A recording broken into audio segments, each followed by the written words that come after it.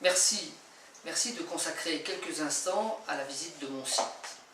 Ce site va vous rendre compte de mon action au Parlement européen, de mes diverses obligations, des dossiers que je suis.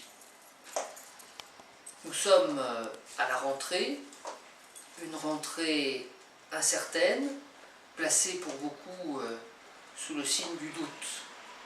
Malheureusement, des décisions récentes prises par la France nous isolent un peu plus sur le plan européen, notamment sur le plan économique.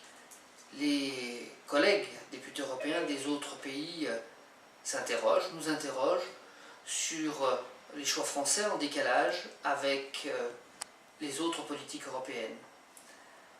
Cette tentation de l'isolement pour la France est dangereuse.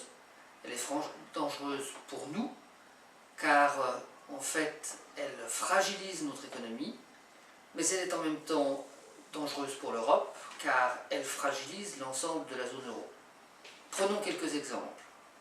Évidemment, le plus caricatural, c'est le dossier des retraites, hélas, où le gouvernement, après des mois de soi-disant concertation, de réflexion, nous sort sa recette miracle: plus de prélèvements, plus d'impôts, plus de taxes.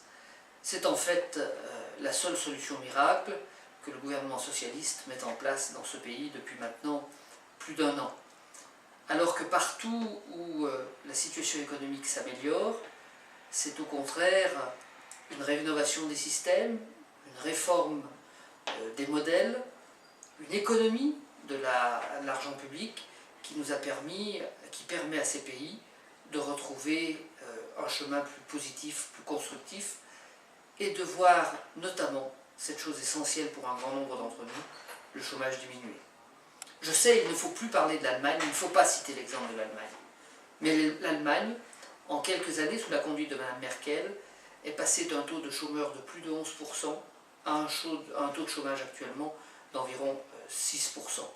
Il y a d'autres exemples en Europe du Nord en particulier, mais je sais, nous sommes des sudistes, ces recettes ne peuvent pas s'appliquer à nous. Alors, est-ce que nous allons continuer dans la voie de l'approximation, de l'à peu près? C'est toute la question qui se pose à nous, Français, en cette période de rentrée. Pourtant, il faut espérer que la croissance mondiale soit à nouveau au rendez-vous au cours de cet hiver, et qu'elle soit la seule solution pour apporter de vraies réponses aux interrogations qui se posent à grand nombre d'entre vous, à grand nombre d'entre nous. Bonne visite du site.